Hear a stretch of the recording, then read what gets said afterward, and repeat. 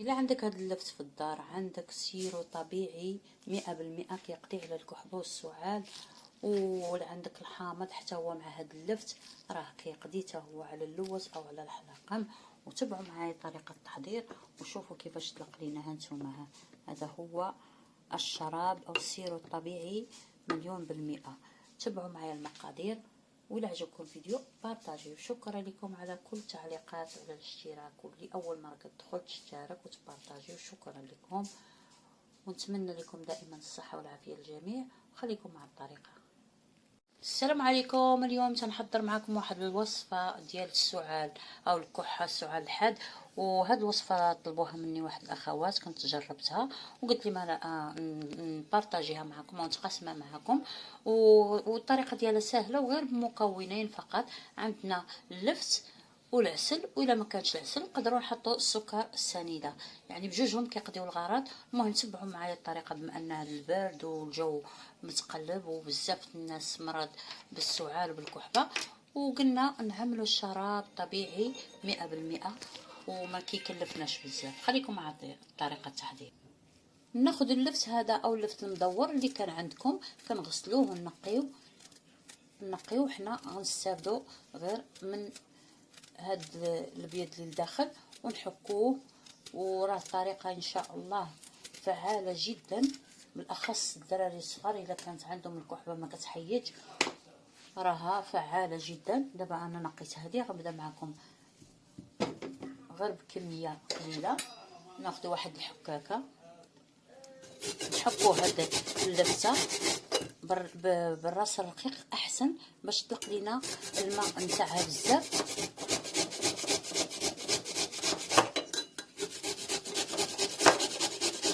شفتوا كيفاش كتطلق؟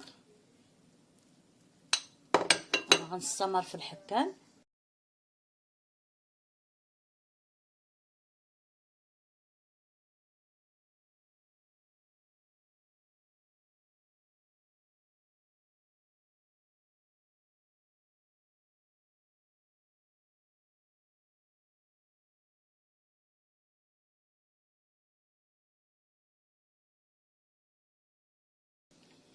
هانتوما حكيناها بكل سهوله.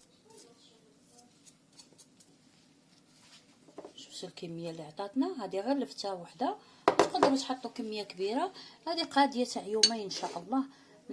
نتسالي لنا هاد الوصفه او هاد السيرو هاد الشراب، ونعاودوا نديروا واحد اخر وراها فعاله ان شاء الله. دابا هاد الكميه غنقسمها على جوج باش ندير واحد فيه العسل واحد فيه السكر، يعني كلهم قادين الغرض. هانتوما النصف هذه والنصف هذه، واللي متوفر عندكم ديروه، ما نوقفوش على العسل فقط، اللي متوفر عندكم ديروه. هنا غندير واحد المعلقه تقريبا، معلقه صغيره على هاد الخليط. وتقدروا ديروا اكثر، اللي عنده العسل الحرى مزيان، اللي ما عندوش ماشي مشكل ديروا السكر. خليو هذه تقطر. وهنا غندير معلقه السكر السنيده. عرفتوا هذه راه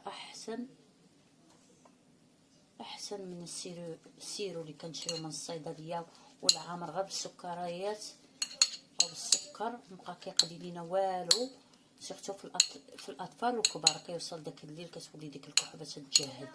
هانتوما نحركوه ونخليوه واحد 3 ساعات حتى يطلق لينا مزيان هذا الماء تاعو.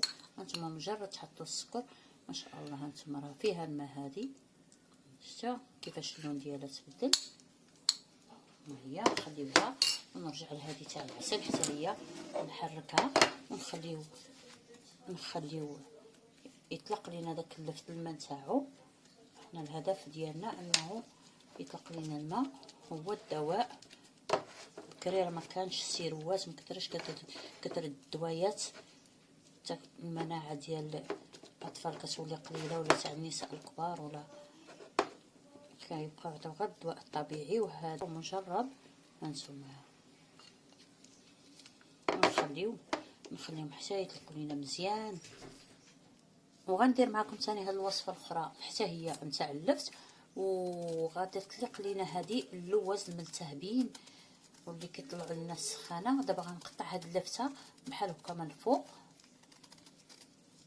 او نقيها عفوا، نحيد لها هاد النص نتاعها غنخليوه نحتفظوا به حتى هو نحكوه ملي غنحتاجوه. اللفته الثانيه اللي عندي غنوريكم الطريقه نتاع واحد الوصفه نتاع اللوز او الحلاقم. دابا هاد اللفته الاخرى حتى هي نحيدوا لها هاد اللب تاعها ونحتفظوا به حتى هو نحكوه مره اخرى ان شاء الله نستعملوه ما نضيعوش. وغنبدا نقور فيها من الداخل او نحفرها بالسكين، ولا عندكم هذيك اللي كيحفروا بها البطاطا اللي كيعملوا بها المحشي هكا هانتوما.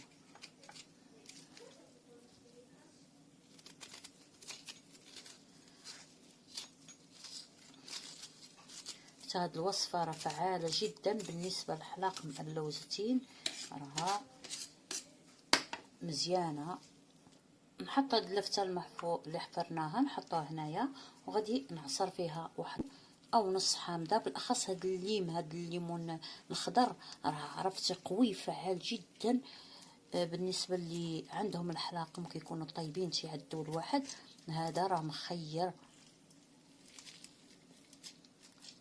دابا نعصروا الحامض بحال هكا مزيان، ها هو ما عصرناها. اشنو غادي نضيف عليها؟ غنزيد نحك عليه شويه من هاد اللفت اللي قلت لكم غنحتفظوا به ما ترميوش.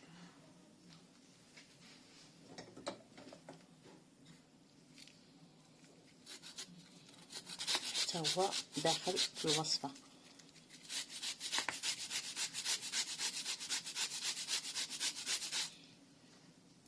المهم اللي بغى ياكلوا بحال ما هكا ياكلوا يفضل، او تقدروا تصفيوه. ملي تصفيوه راه حتى هو تيعطي المفعول مزيان. غنزيد عليه واحد المعلقه نتاع العسل، بسم الله. غير هذا تجربوه وغتنساو الادويه، كيريح.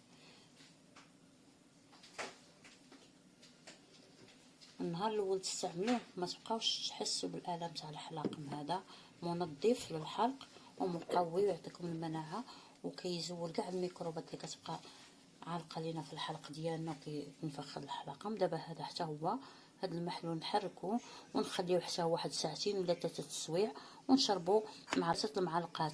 بالاخص بالليل الواحد من يبغي يشربوه يكون في الفراش ويتغطى مزيان، والصباح ان شاء الله يصبح مشافي معافي باذن الله.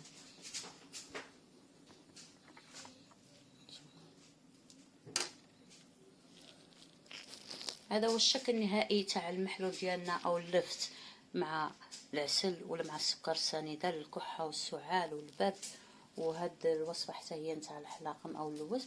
ولا بغيتو تصفيوه هانتوما تصفيوه، بغيتو تاكلوا بكايه حتى هاد اللي بقى راه فيه الفائده. يعني تاخذوا معلقه كامله من اللفت، تاخذوا المعلقه كلها وتشربوها بالليل، وداوموا على هذه الوصفه مده 3 ايام، وربي غادي يجيب الشفاء ان شاء الله. نتمنوا دائما الصحه والعافيه للجميع. نوريكم غير شويه، انا مازال ما صفيتوش كامل. بحال السيرو طبيعي من غير مواد حافظه وصحي ومجرب باذن الله. اما هذا بالنسبه نتاع العسل حتى هو كذلك، تاخذوا معلقه بحال ما هكا كامله من غير ما تصفيوه، زعما راه رطب ولا اللفت ديالنا راه ما يوحل ما والو. معلقه بحال ما هكايا بالليل ان شاء الله ربي يجيب عليها الشفاء باذن الله. وهذا تا هو عصير ليمون حامض مع شويه اللفت والعسل الحلاقم،